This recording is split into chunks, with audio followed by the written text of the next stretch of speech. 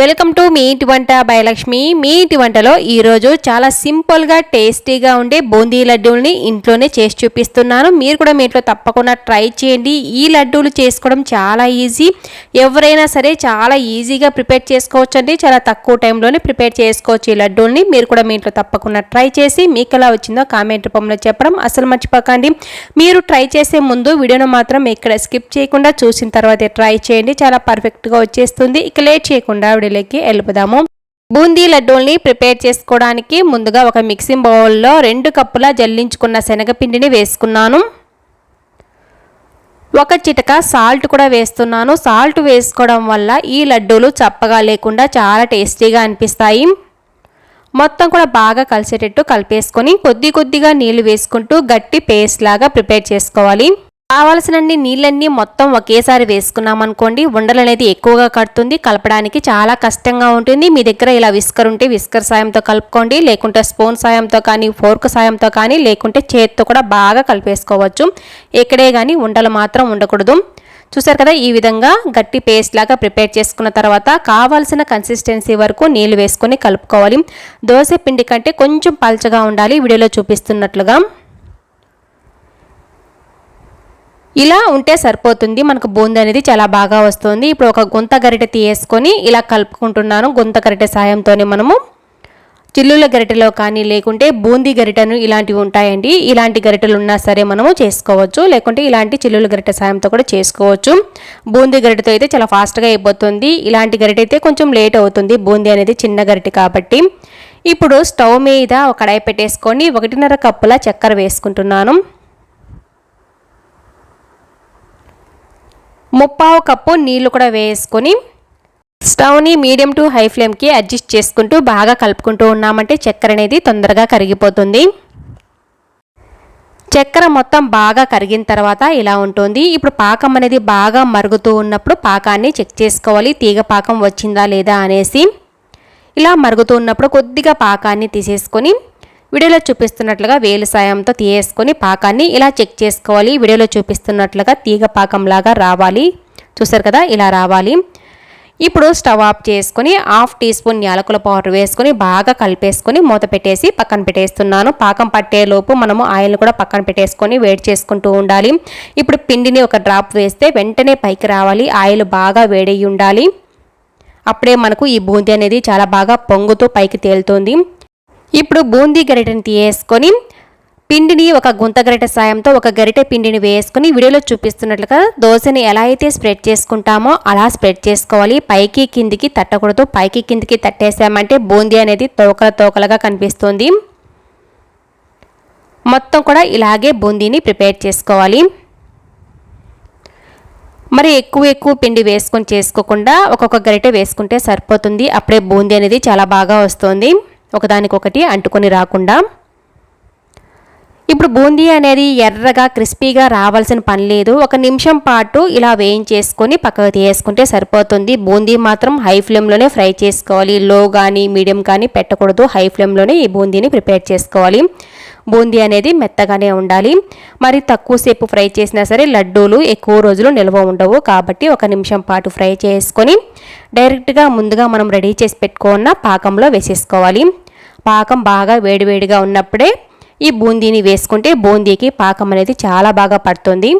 ఈ బూందీ ప్రిపేర్ చేసుకోవడానికి పెద్ద టైం ఏమీ పట్టదు, కాబట్టి త్వరగా ప్రిపేర్ చేసుకొని ఈ పాకంలో వేసేసుకోవచ్చు. మొత్తం బూందీని ఇలాగే వేసేసుకొని బాగా కలిపేసుకుంటున్నాను. ఇలా బాగా కలిపేసుకునేటప్పుడు పాకం అనేది గట్టి పడిపోయింది, చక్కెరలాగా కనిపిస్తూ ఉంది అనుకునేవారు స్టవ్ మీద పెట్టేసుకొని లో ఫ్లేమ్లో కొద్దిసేపు కలుపుకుంటూ ఉన్నామంటే మనకు చక్కెర అనేది కరిగిపోతుంది. బూందీ పాకాన్ని పీల్చేసుకొని కొద్దిగా చల్లారిన తర్వాత 1 కప్పు బూందీని మిక్సీ జార్లో వేసుకొని గ్రైండ్ చేస్తున్నాను. ఇలా గ్రైండ్ చేసుకోవడం వల్ల లడ్డూలు అనేటివి చుట్టుకోవడం చాలా ఈజీగా అనిపిస్తుంది. చిన్నపిల్లలు కూడా చుట్టేయించి లడ్డూలు అనేటివి అంత ఈజీగా అనిపిస్తుంది. తప్పకుండా ట్రై చేయండి. చూసారు కదా, ఈ విధంగా గ్రైండ్ చేసుకుంటే సరిపోతుంది. మరి మెత్తగా పేస్ట్ లాగా అవసరం లేదు, బరకగా గ్రైండ్ చేసుకుంటే సరిపోతుంది. మనకు బైండింగ్ అనేది చాలా బాగా అవుతుంది లడ్డూలు అనేటివి. ఇప్పుడు స్టవ్ మీద ఒక ప్యాన్ పెట్టేసుకొని 3 టీ స్పూన్ల నెయ్యి వేసుకుంటున్నాను. బూందీ లడ్డూల్లో నెయ్యి వేస్తే చాలా టేస్టీగా ఉంటుంది. నెయ్యి ఇష్టం లేదు అనుకునేవారు బూందీని ఫ్రై చేసిన ఆయిల్లోనే జీడిపప్పు అలాగే ఎండు ద్రాక్షను కూడా వేయించేసి వేసుకోవచ్చు. నేనైతే ఇక్కడ సపరేట్గా నెయ్యి వేసేసుకొని 3 టీ స్పూన్లు ఇప్పుడు ఇందులో జీడిపప్పు అలాగే ఎండు ద్రాక్షను కూడా వేసుకొని వేయించేసుకుంటే సరిపోతుంది. జీడిపప్పు కొద్దిగా వేయించుకున్న తర్వాతనే ఎండు ద్రాక్ష వేసుకోవాలి. ఎండు ద్రాక్ష అనేది కొద్దిగా ఉబ్బిన తర్వాత డైరెక్ట్గా ముందుగా రెడీగా పెట్టుకున్న బూందీలో వేసేస్తున్నాను. ఇలా వేసుకున్న తర్వాత మొత్తం కూడా బాగా కలిసేటట్టు కలిపేసుకోవాలి గరిటె సహాయంతోనే.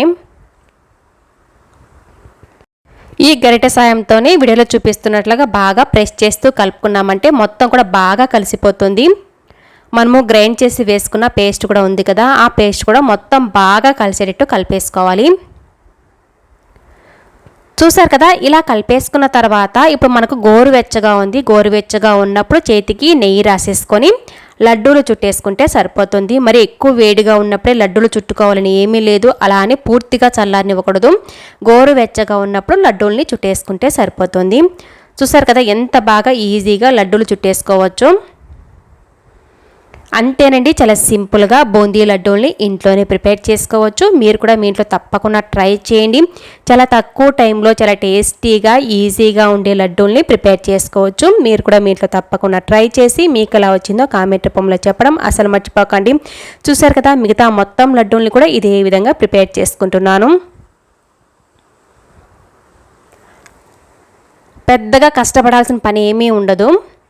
ఇలా ఒక చేత్తోనే మనము లడ్డూలు చుట్టేసుకోవచ్చు. రౌండ్గా రావాలంటే 2 చేతుల సాయంతో లడ్డూల్ని చుట్టేస్తే సరిపోతుంది. ఎక్కువ ప్రెషర్ పెట్టాల్సిన అవసరం ఉండదు.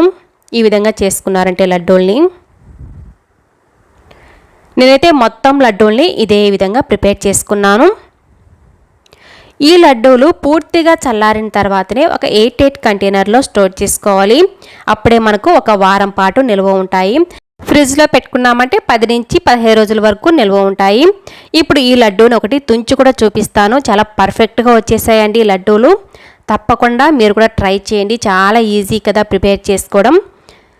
వంటలు రాని వాళ్ళు కూడా ఈ వీడియో ఒక్కసారి చూసారంటే చాలా పర్ఫెక్ట్గా ఈ బూందీ లడ్డూల్ని ప్రిపేర్ చేసుకోవచ్చు.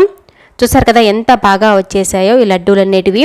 తక్కువ ఖర్చుతో తక్కువ టైంలో చాలా ఈజీగా చేసుకోదగ్గ లడ్డూలండి. ఈ లడ్డూలు చేసుకోవడానికి పెద్ద పెద్ద వంటలేమీ రావాల్సిన అవసరం లేదు. వంటలు రాని వాళ్ళు కూడా ఈ వీడియోని ఒకసారి చూసారంటే చాలా బాగా ఈజీగా ప్రిపేర్ చేసుకోవచ్చండి. అంత ఈజీ ఈ బూందీ లడ్డు అనేది. తప్పకుండా ట్రై చేసి చూడండి. ఈరోజు రవ్వ లడ్డూల్ని చేసి చూపిస్తున్నాను. వీడియోలో చెప్పినట్లే చేసినట్లయితే అసలు పాడయ్యే ఛాన్సే ఉండదు. మీరు కూడా మీ ఇంట్లో తప్పకుండా ట్రై చేయండి. ఎప్పుడూ ఒకేలా కాకుండా ఒకసారి ఇలా కూడా ట్రై చేయండి. చాలా టేస్టీగా సాఫ్ట్గా ఉంటాయి. ఇక మనం లేట్ చేయకుండా వీడియోలోకి వెళ్ళిపోదాము. ఈ రవ్వ లడ్డూల్ని ప్రిపేర్ చేసుకోవడానికి ముందుగా ఒక మిక్సింగ్ బౌల్లో 2 కప్పుల బొంబాయి రవ్వ వేస్తున్నాను. సూజీ రవ్వ అంటూ ఉంటారు కదా, ఆ రవ్వ. ఇప్పుడు ఇందులోనే ఒక చిప్ప పచ్చి కొబ్బరి తీసుకొని మిక్సీ జార్లో వేసి గ్రైండ్ చేసుకున్నాను. ఆ పౌడర్ని కూడా ఇందులోనే వేసుకొని మొత్తం కూడా బాగా కలిసేటట్టు కలిపేసుకోవాలి రవ్వలోనే. మీకు పచ్చి కొబ్బరి లేదు అనుకుంటే ఎండు కొబ్బరి అయినా వేసుకోవచ్చు. నేనైతే ఇక్కడ పచ్చి కొబ్బరి వేసుకొని ఇలా కలుపుతున్నాను. కాచి చల్లార్చుకున్న పాలను 1/2 కప్పు వరకు తీసుకొని కొద్దిగా వేసుకుంటూ కలుపుకోవాలి. ఇందులో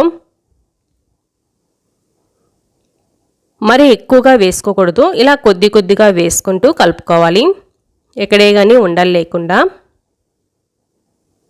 చూసారు కదా, వీడియోలో చూపిస్తున్నట్లుగా కొద్దిగా కాచి చల్లార్చుకున్న పాలను వేసుకుంటూ ఇలా కలుపుకోవాలి. ఇలా చూడడానికి పొడిలాడుతూ రావాలి. ఇలా ఉండలాగా చేస్తే ఉండలాగా రావాలి. ఇలా వచ్చినప్పుడు దీనిపైన మూత పెట్టేసి పక్కన పెట్టేసుకోవాలి.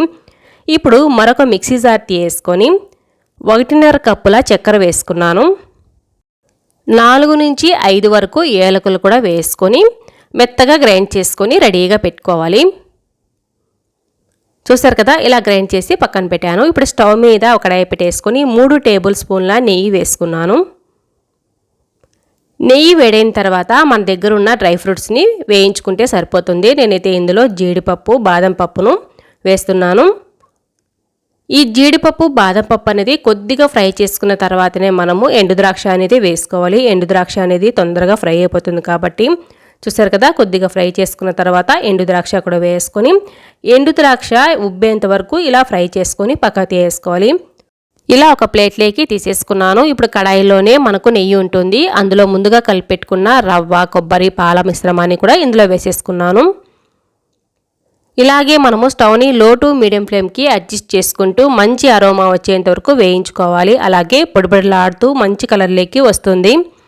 ఇప్పుడు ఇందులోనే ముందుగా గ్రైండ్ చేసి పెట్టుకున్న చక్కెర, యాలకుల పౌడర్ను కూడా వేసుకోవాలి.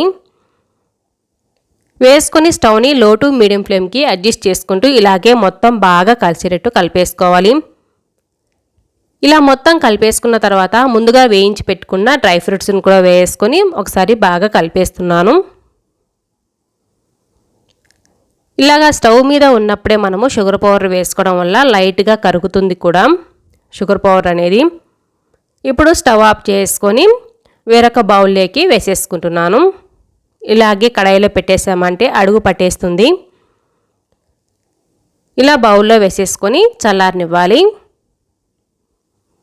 మనం వేడిగా ఉన్నప్పుడే చేసుకోవాలని ఏమీ లేదు. చల్లారిన తర్వాత ఇప్పుడు ఇందులో కొద్దిగా కాచి చల్లార్చుకున్న పాలను వేసుకుంటూ లడ్డూలుగా చుట్టేసుకోవాలి. పాలు అనేటివి మరీ ఎక్కువ వేసుకోకూడదు. మనం ఇందులో షుగర్ పౌడర్ వేస్తున్నాం కదా, కొద్దిగా వేసినప్పుడు మనకు షుగర్ పౌడర్ అనేది కరుగుతూ ఉంటుంది, తొందరగా పలచబడిపోతుంది. కాబట్టి పాలను మాత్రం కొద్దిగా చల్లుకుంటూ ఇలా లడ్డూలుగా చుట్టేసుకోవాలి. చూసారు కదా ఎంత బాగా లడ్డూల్లాగా వచ్చేసిందో. ఒకవేళ రాలేదు అనుకుంటే ఇంకొద్దిగా కాచి చల్లార్చుకున్న పాలు వేసుకొని లడ్డూలుగా చుట్టేసుకోవచ్చు. కాచి చల్లార్చుకున్న పాలు అనేది ఇష్టం లేని వారు నెయ్యితో చుట్టేసుకోవచ్చు. ఇలాగే మొత్తం కూడా లడ్డూలుగా చుట్టేసుకొని ఒక ప్లేట్లో పెట్టేస్తున్నాను. ఇలా లడ్డూలుగా చుట్టేటప్పుడు ఇలా బాగా ప్రెస్ చేస్తూ లడ్డూలుగా చుట్టాలి. అప్పుడే మనకు లడ్డూలు అనేటివి చాలా బాగా వచ్చేస్తాయి. అన్నిటినీ కూడా ఇలాగే చేసుకున్నాను.